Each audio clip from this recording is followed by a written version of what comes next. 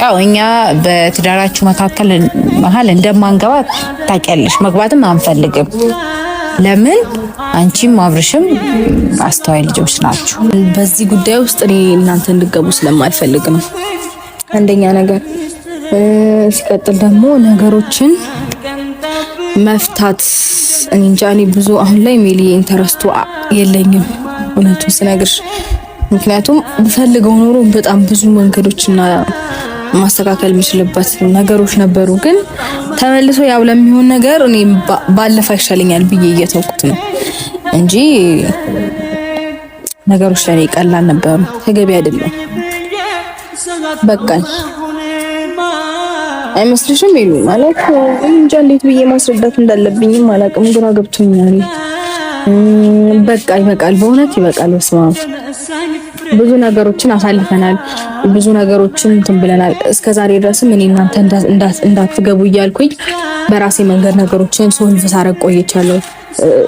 ማለፍ ያለብኝ ነገር ታግዬ ማለፍ ካለብኝ እስከ ጥግ ብቻ ታግዬ ማለፍ አለብኝ ብዬ ካመንኩኝ ታግዬ ማለፍ ነው የምፈልገው እንጂ የሆነ ሰው አስገብቼ ከዛ የሆነ ነገር ቢፈጠር አንተ እንደዚህ ብለህ ነበር ማለት አልፈልግም። እስከ ጥግ ድረስ ራሴ ሄጄበት የሚመጣውን ውጤት ወይም የሚመጣውን ነገር መጋፈጥ ነው የሚያስደስተኝና እነሱን እንደዚህ አይነት ጉዳይ ውስጥ መክተት አልፈልግም።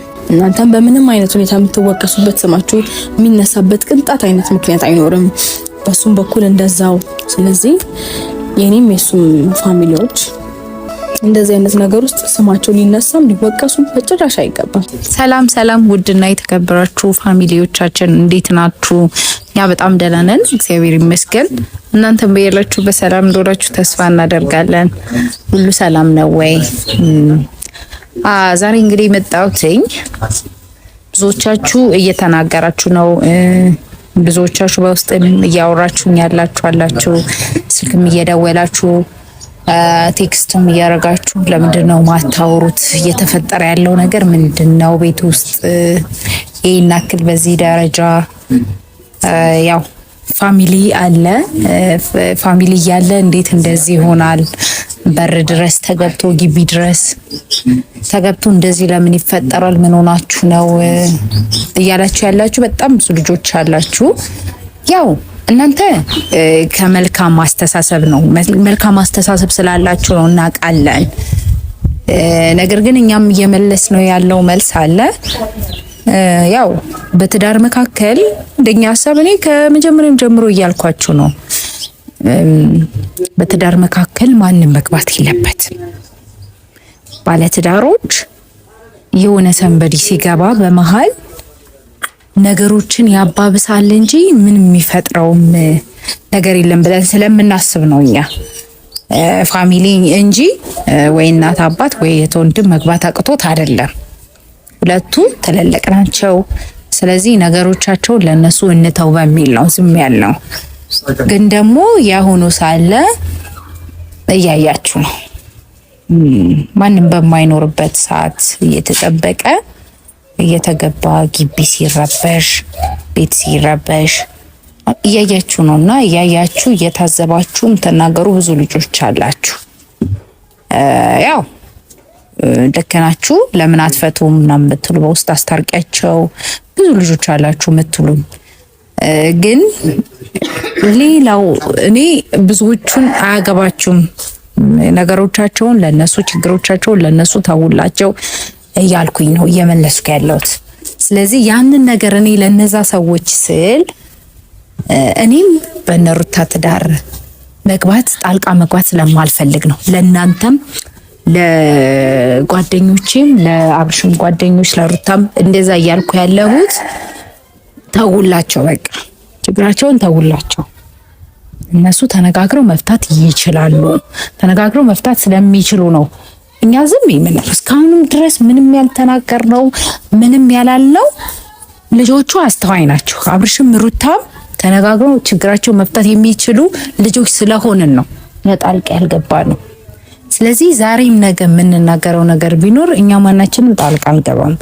ግን ደግሞ ያ ማለት ግቢ ሲነካ ቤተሰብ ሲባል ይከብዳል። ያው የክብር ጉዳይ ስለሆነ ማለት ነው። ስለዚህ የግድ ዛሬ አንድ በቃ ለኦዲየንስም ጭምር ምን ላረግ ነው የመጣሁት መሰላችሁ? ዛሬ በእናንተ ፊት ማለት ነው። ሩቴ በራሷ ችግሯን ምትፈታ ልጅ ናት። የማንም እርዳታ የማንም እገዛ የሚያስፈልጋት ልጅ አይደለች። ከዚህ በፊትም ብዙ ችግሮችን ብዙ መከራዎችን ተጋፍጣ ያለፈች ልጅ ናት። እኔ ለእናንተ አልነግራችሁ መቼስ ታቋታላችሁ። ስለዚህ እስቲ በኦዲየንስም ፊት ማለት ነው ምንድነው ብዬ እኔ ላውራት ነው የመጣሁት ዛሬ እሷን ማለት ነው። ቤት ናት፣ ውስጥ ላይ ናት። ከመግባቴ በፊት ለእናንተ ልንገራችሁ ብዬ ነው የመጣሁት። ስለዚህ ችግሩ ምንድነው ሩቴ ተነጋግራችሁ ብትፈቱት ዳም ብዬ በውስጥ እናወራለን እኮ። ግን ደግሞ አንዳንድ ልጆች አላችሁ ለእናንተ መልስ እንዲሆን ለምን አትናገሪም ለምን አታስታርቂም ምናምን ብትሉ በጣም ብዙ ልጆች አላችሁ። ስለዚህ እኛ በማንም ትዳር ጣልቃ መግባት አንፈልግም። በቃ ዛሬም ነገም ሁሌ የምንላችሁ ልጆቹ አስተዋይ ናቸው፣ እልህ ስላለባቸው ነው። ተነጋግረው ደግሞ ይፈቱታል። እነሱ ከዚህም በፊት በጣም ብዙ ተጣልተዋል፣ ብዙ ተነታርከዋል። ግን ደግሞ ማንም ደግሞ አላስታረቃቸው። እንግዲህ እያያችሁ ነው። ማንም በመካከላቸው ሳይገባ ነው በቃ ሁሉም ይመክራቸዋል። ጥሩ አመለካከት ያላቸው ልጆች ይመክሯቸዋል፣ ፋሚሊም ይመክራቸዋል። ሲታረቁ ግን ሁለቱ ነው በቃ ምናየው። ስለዚህ እኔ ዛሬም ነገ የምለው ነገር ቢኖር አትግቡ። በመሃላቸው የምትገቡ ልጆች ናችሁ።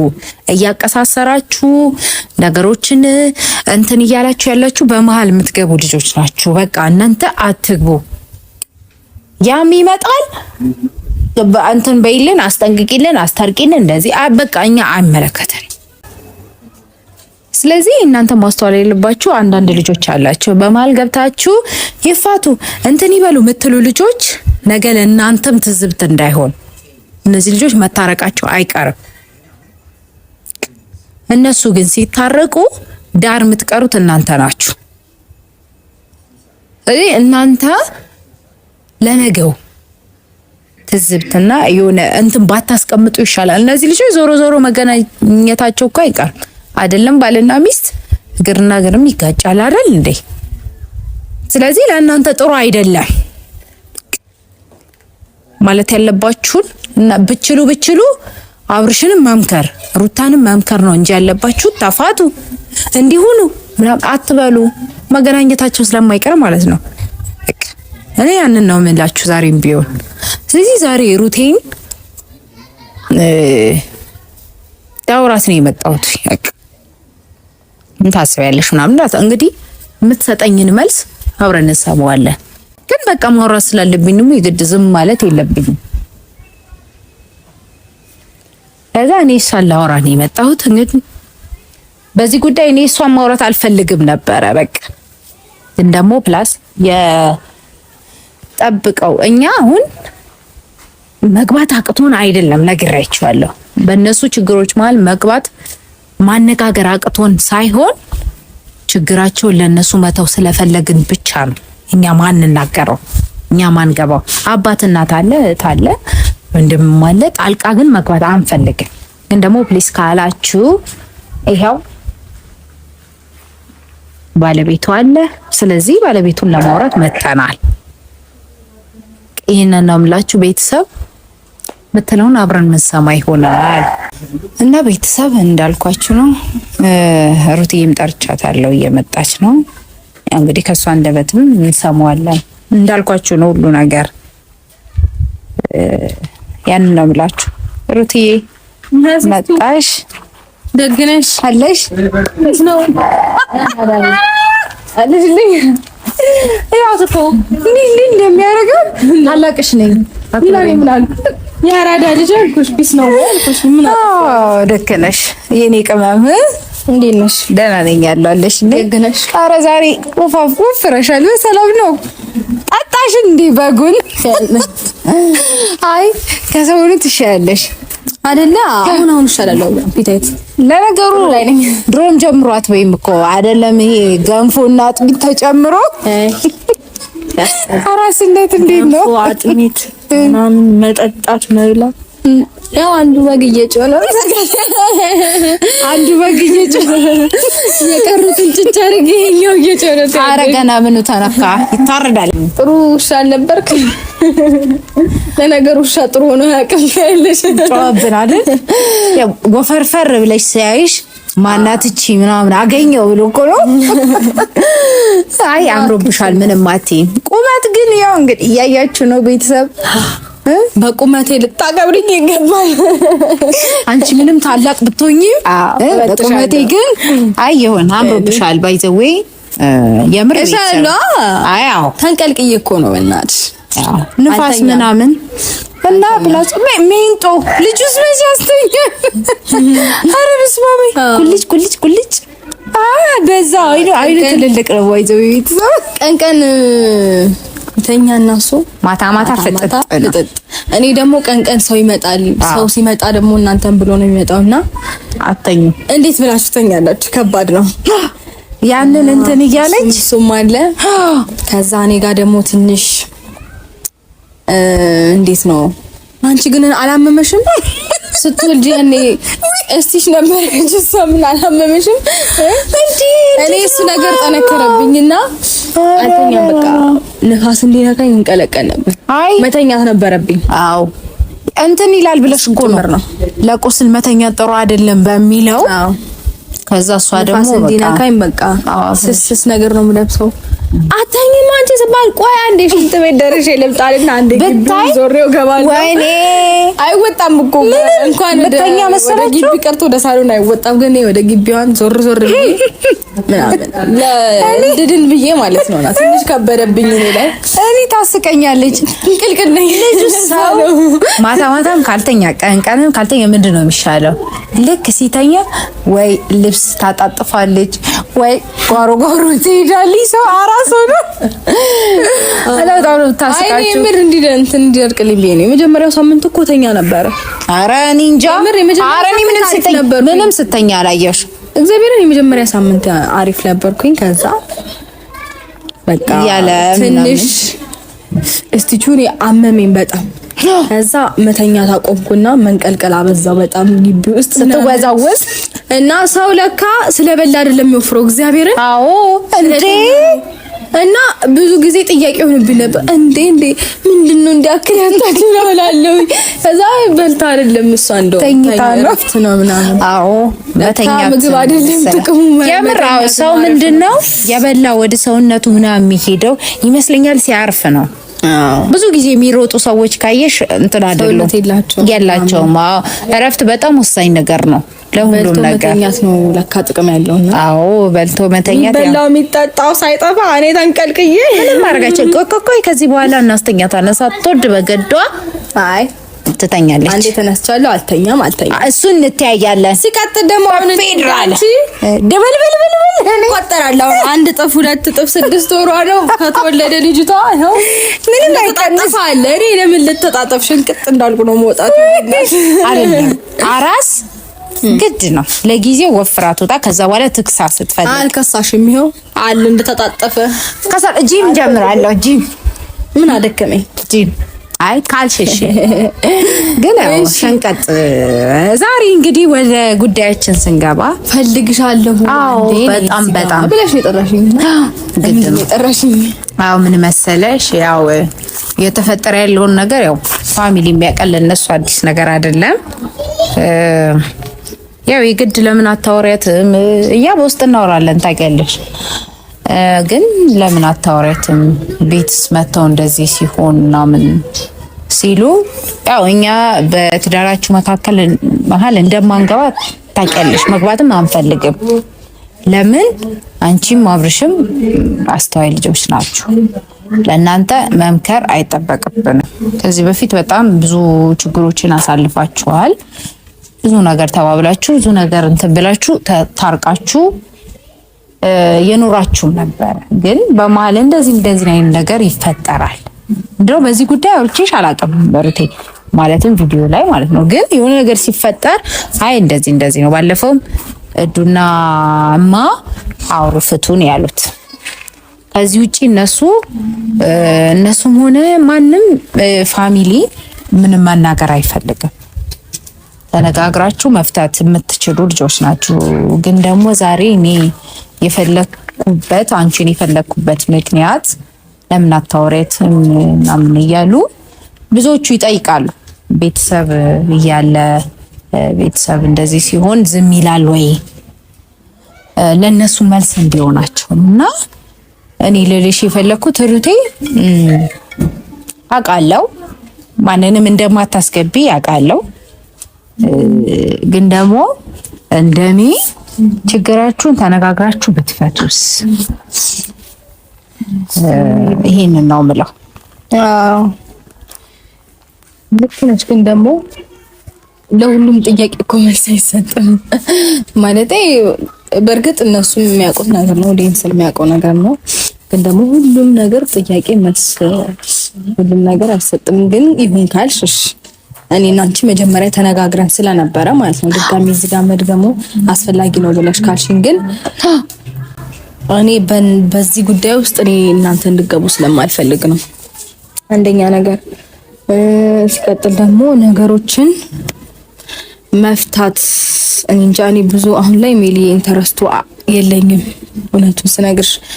ምክንያቱም ብፈልገው ኖሮ በጣም ብዙ መንገዶችና ማስተካከል የሚችልበት ነገሮች ነበሩ። ግን ተመልሶ ያው ለሚሆን ነገር እኔ ባለፈ ይሻለኛል ብዬ እየተውኩት ነው እንጂ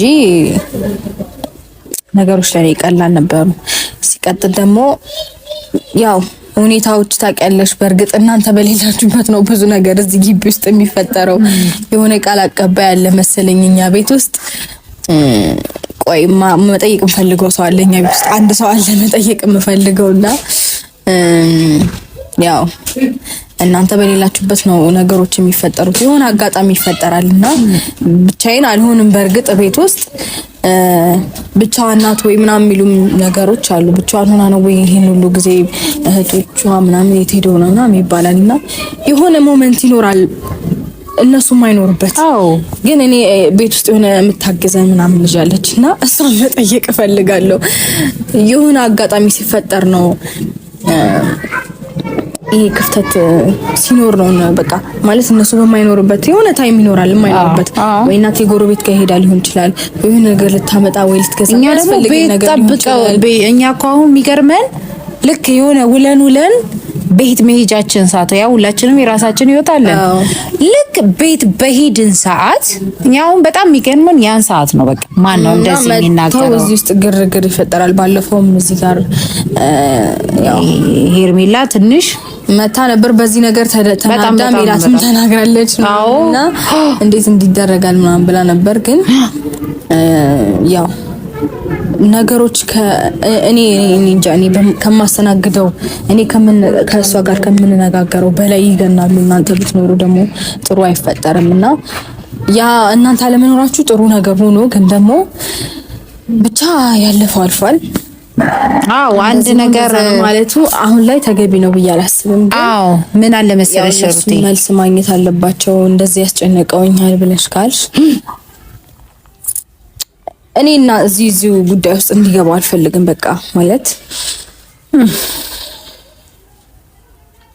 ተገቢ አይደለም። በቃ አይመስልሽም? ይሉ ማለት እንጃ እንዴት ብዬ ማስረዳት እንዳለብኝም አላውቅም። ግራ ገብቶኛል። በቃ ይበቃል፣ በእውነት ይበቃል። በስመ አብ ብዙ ነገሮችን አሳልፈናል፣ ብዙ ነገሮችን እንትን ብለናል። እስከዛሬ ድረስም እኔ እናንተ እንዳትገቡ እያልኩኝ በራሴ መንገድ ነገሮችን ሶልቭ ሳረግ ቆይቻለሁ። ማለፍ ያለብኝ ነገር ታግዬ ማለፍ ካለብኝ እስከ ጥግ ብቻ ታግዬ ማለፍ አለብኝ ብዬ ካመንኩኝ ታግዬ ማለፍ ነው የምፈልገው እንጂ የሆነ ሰው አስገብቼ ከዛ የሆነ ነገር ቢፈጠር አንተ እንደዚህ ብለህ ነበር ማለት አልፈልግም። በቃ እስከ ጥግ ድረስ ራሴ ሄጄበት የሚመጣውን ውጤት ወይም የሚመጣውን ነገር መጋፈጥ ነው የሚያስደስተኝና እነሱን እንደዚህ አይነት ጉዳይ ውስጥ መክተት አልፈልግም። በቃ ይሄ የራሴ ነገር ነው። የራሴ ነገር ራሴ ማኔጅ ማድረግ አለብኝ ብዬ ነው ማምነው። ለዛም ነው እንደዛ ስል ደግሞ እኔ እነሱ ምክር ከናካቴው አልሰማም እያልኩኝ አይደለም። አንዳንድ ሰዎች ደግሞ አረዳዳችሁን በደንብ አስተካክሉ የሰው ምክር ስለማስኝ አይደለም። መስማት ያለብኝ አለ፣ ራሴ ማኔጅ ማድረግ ያለብኝ ነገር አለ። ሙሉ ለሙሉ ህይወቴን የምኖረው እኔ ነኝ። ስለዚህ ራሴ ማስተካከል ያለብኝ ነገር ራሴ ነው ማስተካከል ያለብኝ እንጂ ሰው እንዲያስተካክልልኝ መጠበቅ የለብኝም እኔ በበኩሌ። እና ብዙ ነገር ተሞክሯል ምናምን በራሴ መንገድ ፈቷለሁ እያልኩኝ ያለሁት ነገሮችን በራሴ መንገድ ማስኬድ ስለፈለኩኝ ነው። ከዚህ በፊትም ብዙ ሰዎች መተዋል በእኛ ህይወት ውስጥ እነዛ ሰዎች ኢቭን አስፈላጊ እንዳልሆኑ እየተናገርኩኝ ግን በተደጋጋሚ እየገቡ የነበሩበት ሞመንቶች አሉ። እና በቃ ብዙ ሰዎች በዙሪያችን ያሉ ሰዎች ከእናት ከአባት ምናምን ውጪ ያሉ ሰዎች ከኔም ከእናት አባት ኢቭን